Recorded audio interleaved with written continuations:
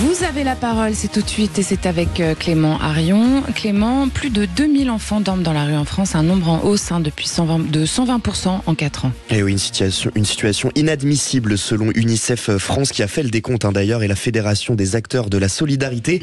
Pour échanger sur ça, nous sommes avec Raphaël Vullier, porte-parole du collectif Jamais sans toi. Bonjour. Bonsoir Clément Arion.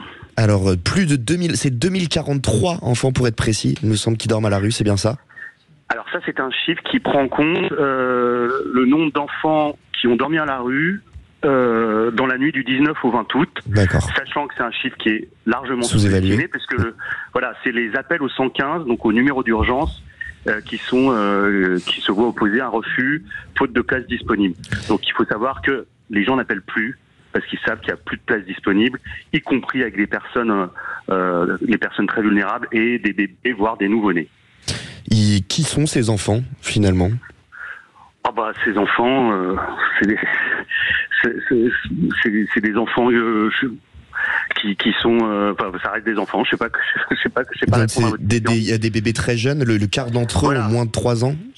Voilà. Alors il y a effectivement, je crois que c'est 467 enfants qui ont moins de 3 ans. Et puis ce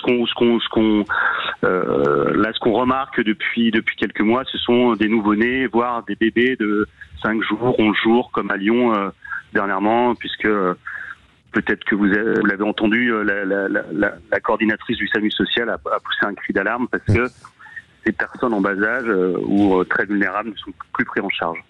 C'est la faute à qui, selon vous, Raphaël Vullier? Je rappelle que vous êtes porte-parole du collectif Jamais sans toi. On avait 3000 enfants recensés en octobre 2023. Aujourd'hui, on est à 2000. Comment... En fait, le chiffre, si on prend le chiffre de l'année dernière, qui était 1990, à peu près à la même date, on va vers une augmentation à peu près dans les mêmes taux que l'an passé. Donc, d'ici un mois, il est fort probable qu'on arrive à peu près à 3000 enfants comme l'année dernière, voire plus.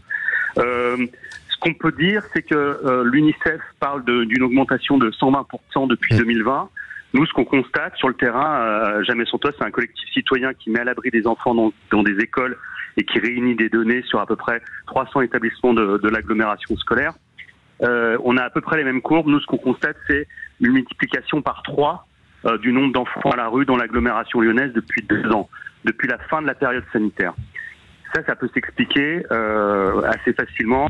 C'est que le mot d'ordre qui était celui de rester chez vous pendant la crise Covid, où tout le monde était logé, les hôtels étaient vides parce qu'il n'y avait pas d'activité touristique, il y avait suffisamment de budget qui était alloué à l'hébergement d'urgence et finalement il n'y avait plus personne à la rue. Et on constate depuis cette date-là des remises à la rue massives au mépris des obligations légales de l'État qui sont l'inconditionnalité de l'hébergement d'urgence et la continuité. Donc il y a destruction de bidonvilles sans relogement, tous les lieux informels, squats, campements font qu'on se retrouve avec une explosion du nombre d'enfants à la rue. Et nous, l'année dernière, on occupe des écoles depuis 2014. L'année dernière, on a mis à l'abri plus de 170 enfants à Lyon. En France, c'est à peu près plus de 300 dans des écoles. Et c'est une augmentation de 50% par rapport à l'année précédente. Et là... Raphaël Vullier, tout à l'heure, Clément Arion vous posait la question qui sont ces enfants? Et on a bien compris que pour vous, ce n'était pas la question. Alors, je vais vous reposer la question, mais différemment. Qui sont les parents, du coup? Les parents, il y a plusieurs profils. Il y a des parents qui ont perdu leur logement, leur emploi. Il y a des parents qui arrivent sur le territoire, qui sont demandeurs d'asile et qui devraient normalement avoir une place en centre d'accueil pour demandeurs d'asile, comme c'est prévu par la loi, et qui n'en ont pas. Il y a beaucoup de profils. Voilà. Raphaël Vullier, certains des enfants sont scolarisés, dorment à la rue et sont scolarisés. La plupart des enfants, à part ceux qui n'ont pas les 3 ans, l'âge légal pour aller à l'école, sont tous scolarisés. Là, même s'il y a quelques dysfonctionnements, qu'il y a des fois des enfants dans les bidonvilles, les campements qui sont pas scolarisés, mais normalement tous les enfants sont scolarisés. Ouais. Bon, question des vraies voix.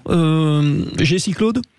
La question est de savoir quel est un petit peu le parcours de ces personnes-là? Est-ce que c'est des personnes qui aujourd'hui dépassent, je dirais, 1 an, 2 ans, ou est-ce que c'est des personnes qui aujourd'hui ont des parcours un petit peu plus hachés au niveau du logement?